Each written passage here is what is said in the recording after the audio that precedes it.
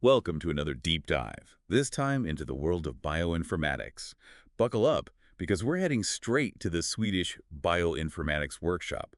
You might know it better as SBW.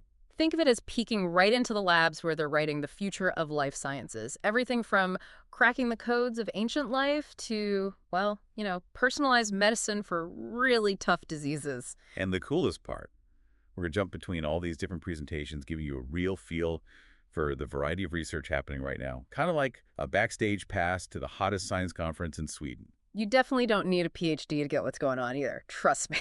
All right, let's jump right in with something pretty wild. Mites.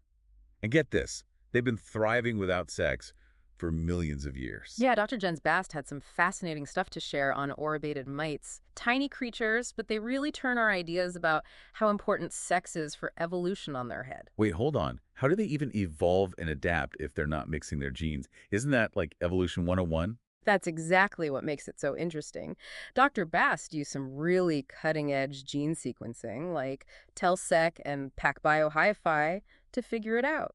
Turns out these mites developed some unique tricks to make up for not having genetic recombination. So they found workarounds for one of the most basic rules of evolution. That's nuts. What does that tell us about how adaptable life really is? It might mean there's more wiggle room in evolution than we thought, Maybe there are other paths to being successful, ways to keep things diverse and strong without always needing to mix genes. Makes you wonder what other surprises are out there just waiting to be discovered, right? For sure. And speaking of surprises, what about the Atlantic herring? Might be a familiar fish on your plate, but did you know they have some of the most diverse immune systems around? I'll be honest, I mostly think of them as tasty. What's the story with this diversity then? What makes it happen? Fahime Mohammed-Nejad Sangdeshi's research dove right into the herring's MHC genes, which are basically their immune system's control panel.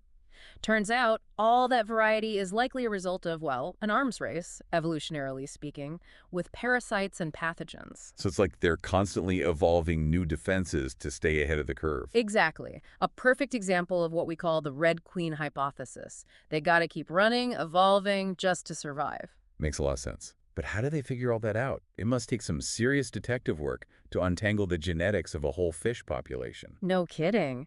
Sangdehi used high-tech sequencing to get a detailed map of the herring genome. This let them zero in on the genes involved in immunity and track how they change across different groups. Okay, but what's the takeaway for us? Is it just cool fish genetics, or does it matter more broadly? It actually matters a lot for managing these fisheries. We want healthy, diverse herring populations, right? That means sustainable food for the future. Right. It shows how, even if you're just looking at one species, the research can ripple outwards into how we think about sustainability. Now, let's move from the ocean to a different challenge. Keeping fish healthy when we breed them in captivity, specifically Arctic charr. I've heard some species just don't reproduce well outside of their natural habitat. What's the deal with these charr? Fotis Pappas gave a really interesting presentation on just that. His research is all about epigenetics, especially something called DNA methylation. It basically affects sperm quality in these fish. Remind me, epigenetics is like an extra layer of control on top of our genes, right? It changes how genes work without changing the DNA sequence itself. Bingo! And DNA methylation is a key player in all of that. It can have a big effect on how genes function, even the ones involved in, well, making babies. Got it. So how does this play into the charr's problems with breeding? What did Pappas find out? His team found this link between certain DNA methylation patterns and a fish's genetic background. Some patterns actually seem to make sperm quality worse, which explains why some of these fish just can't reproduce well in captivity. So it's more than just the genes themselves, but how those genes are being turned on or off that matters. Exactly. And here's where it gets exciting. This could lead to better ways to breed endangered species. Yeah. Imagine being able to tweak these methylation patterns to get more offspring and protect those fragile populations. That's a big deal. It shows how understanding both genetics and this extra layer of epigenetics can actually change how we do conservation. Switching gears a bit, let's talk about what makes all this research possible. Infrastructure, collaboration. Professor Eric Bonkamp-Redloff, a real legend in bioinformatics, talked about EMBMAT. That's the Global Bioinformatics Network. EMED has been connecting researchers and sharing resources for ages. It's like the internet before the internet, but for bioinformatics. That's a perfect way to put it. They've helped so much, making sure researchers around the world can use these bioinformatics tools, especially back when everything was super expensive. I love that they've always been big on open source, too. That Yeah. means everyone benefits from the latest advances. Totally. They've been crucial for breaking down barriers and creating a global bioinformatics community. And speaking of the future of bioinformatics, what about training the next generation of scientists who are fluent in data? That's where Petra Magnuson and the DDLS Research School come in. Their mission is to train future leaders, giving them the skills to tackle the biggest challenges in life science. DBLS stands for Data-Driven Life Science, right? A national effort here in Sweden with some serious funding from the Nutt and Alice Wallenberg Foundation. Absolutely. They're all about cutting-edge stuff like AI and machine learning. They want to give students the tools to find those hidden patterns in huge data sets. Sounds like they're training a whole team of code-breaking, data-wrangling science superheroes. That's the idea. And it's all about applying these skills to understand how life works at a deeper level. Incredibly exciting. Feels like watching the start of something big, you know? This investment in research is bound to lead to breakthroughs. Wow. But all these brilliant people need support, right? Resources to make their ideas happen. And that's where NBIS comes in. Anna Johansson gave a great overview of what they do. It's Sweden's national bioinformatics infrastructure. It's like a one-stop shop for researchers here. They provide data analysis support, training courses, and even access to high-powered computers. They've got it all. Just in 2023, they ran 46 courses with over 1,100 people. That's huge for building bioinformatics expertise. And it's not generic support either. They do tailored consultations so each researcher gets the right approach for their project. They even have a program that advises PhD students. Seriously, if you're doing life science research in Sweden, NBIS is a must-know. Sounds like they're the foundation for a thriving bioinformatics community, giving people the tools and support they need. Switching gears again, let's talk climate change. Can trees keep up with the changing world? That's what Kelly Swartz is researching. That's a question we all need to ask. Trees are essential, but rising temperatures and changing weather patterns are putting them under pressure like never before. Swartz, who's part of that DDLS initiative we mentioned, is studying how well Norway spruce can adapt to future climate scenarios. It's about untangling how genes and the environment work together to help a tree survive. That's got to be super complex. Where do you even start with something like that? It's a real challenge, but she's using a combo of experiments out in the field and some serious genomic analysis. So it's about combining what you see in the real world with bioinformatics to understand how those trees are adapting at the molecular level. You got it. One thing that's come out of her research is how important good data is and repeating your experiments.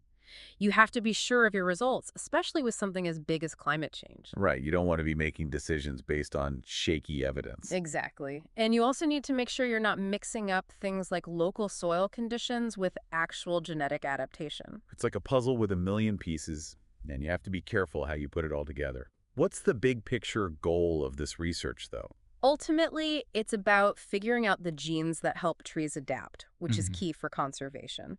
If you know which genes help resist drought, for example, then you can protect forests more effectively. So it's more than just understanding for the sake of understanding. This is about using the knowledge to protect those ecosystems.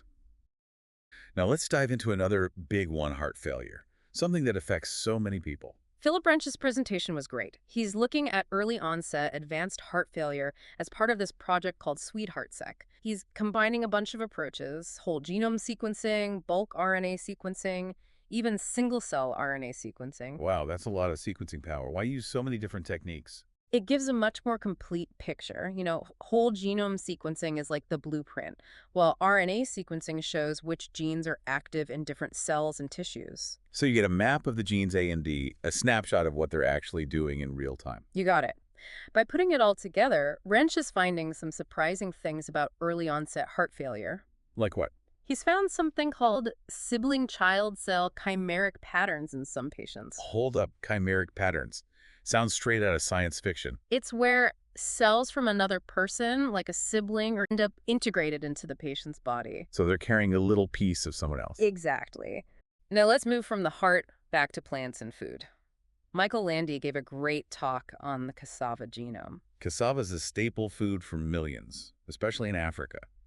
but it's vulnerable to diseases that can wipe out entire harvests. What's being done to protect it? Landy's focused on the genetic diversity of cassava, looking at big chunks of DNA called structural variants, or SVs. These things can have a huge impact on stuff like disease resistance. So it's about looking at the big picture of the genome instead of just individual genes. Exactly. Landy and his team have put together a high-quality cassava genome, like a detailed map of the plant's genetics. This lets them see exactly where these SVs are and study how they work. What have they found so far? There's this really interesting part on chromosome 12 that's packed with these SVs. We don't know what it does yet, but it's probably important for things like resisting disease. It's like a hidden treasure waiting to be discovered within the cassava plant. Exactly. If we can unlock the secrets of this region, it could lead to new varieties of cassava that can better survive climate change and disease outbreaks. Now that would have a huge impact on food security. Really shows how understanding plant genetics can make a real difference on a global scale. From plants, let's dive into the world of microbes. Laura Carroll's searching for new antibiotics. Antibiotic resistance is a huge threat, and we need new weapons to fight these superbugs. How's bioinformatics helping with this? She's looking for something called biosynthetic gene clusters, BGCs for short, in prokaryotes. These are like little factories inside microbes that make all sorts of compounds, some of which could be new antibiotics. So these BGCs are potential gold mines for new drugs. Right. And she's using machine learning to go through tons of microbial genomes and find these BGCs with incredible accuracy. So she's training algorithms to be microbial prospectors hunting for those valuable gene clusters. Exactly. And get this, she even developed a tool called GSCO Gene Cluster Prediction with conditional random fields. It turbocharges the whole process. GECO sounds pretty impressive. What makes it so special? It's a machine learning algorithm that can spot and describe BGCs incredibly well, both quickly and accurately. Like a high-tech detective for BGCs. Amazing. And the cool part is it can work with any microbial genome, so it opens up a ton of possibilities for finding new antibiotics. It's mind-blowing to think that the solutions to such big problems could be hiding in plain sight within the microbial world. Now, let's shift gears from microbes to something less glamorous, but just as important. Wastewater. Wastewater. What secrets can we learn from something we usually flush away? Vaishnavi Divya Sridhar showed us how to use wastewater to track the spread of pathogens. It's like being a disease detective, but instead of crime scenes, you're analyzing sewage. How does that even work? It's more effective than you'd think. Wastewater is basically a sample of an entire community's waste. Analyzing the DNA in it gives you a real-time look at what pathogens are circulating. So you're taking the pulse of the community's health, but on a microbial level. Exactly. And Sridhar's focusing on ESBL-producing E. coli, a bacteria that's resistant to many antibiotics. Antibiotic resistance is a big deal. A system like this could give us early warnings. Exactly. It can help identify emerging outbreaks, and then we can try to stop them from spreading. A great example of how bioinformatics can be a real game changer in public health. From wastewater, let's journey to the Arctic Ocean. Moritz Buck shared some amazing work analyzing enormous amounts of metagenomic data from this environment, which is changing rapidly. The Arctic Ocean is on the front lines of climate change. I bet we can learn a lot from those microbial communities. Absolutely. They're analyzing 35 terabytes of data. That shows you how much info we can gather now. 35 terabytes. I can't even wrap my head around that much data. What are they hoping to learn from all of it? They want to understand how climate change is affecting microbial diversity and how those communities function in the Arctic Ocean. So if we can understand how they're responding to climate change, that could help us predict the future of those fragile ecosystems. Exactly. Buck's work is pushing the limits of environmental metagenomics, both in the amount of data they analyze and what they learn from it. It's like painting a super detailed picture of the microbial world in one of the most extreme places on Earth. Now let's go back to the microscopic world of cells, but this time with a 3D twist. Oh, I do love a 3D twist. What's up? Ludwig Larsson from Pixelgen Technologies presented this mind-blowing tech that allows researchers to see the spatial arrangement of proteins on the cell surface. And in 3D, no less. Wait, so you're saying we can actually see proteins arranged and interacting in real time inside a single cell? That's it. Imagine being able to walk through a cell and witness this intricate dance of proteins doing their thing. Like a microscopic Google Earth for the cellular world. Exactly. And this is revolutionizing how we understand things like cell signaling, immune responses, even how to develop new drugs. Like a whole new dimension in cell biology has opened up. And finally, to wrap up our tour, We had Phil Ewells, a huge name in bioinformatics. He gave a fantastic talk on two really important tools, MultiQC and NextFlow. I love tools. They're what make all this research possible, helping scientists manage all that data and find meaningful results. MultiQC is like a quality control pro, making sure the data is clean and reliable before you even start analyzing it. Like a meticulous lab assistant who double-checks everything. And NextFlow is like a conductor, orchestrating complex bioinformatics analyses, so everything runs smoothly and efficiently.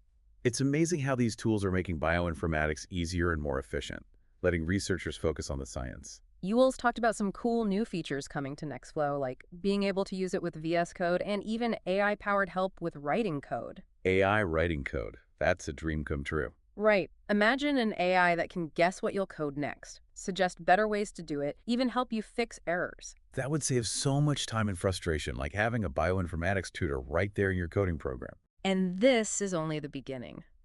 As AI gets better, we'll have even smarter tools that'll make bioinformatics research even more accessible. It's such an exciting time to be in this field. We're on the edge of a new era of discoveries, all thanks to these amazing tools and the spirit of collaboration in the bioinformatics community. Couldn't agree more. The future of bioinformatics is bright. It's inspiring to see so many talented people pushing the boundaries of what we can do. That was an incredible journey through the Swedish Bioinformatics Workshop. My brain is overflowing. It's remarkable how bioinformatics is tackling so many challenges. Tiny mites, tough diseases, the vast Arctic Ocean, you name it. It's like the ultimate tool for scientific discovery, and we've only just scratched the surface. We hope you've enjoyed the ride and maybe even been inspired to learn more about this amazing field.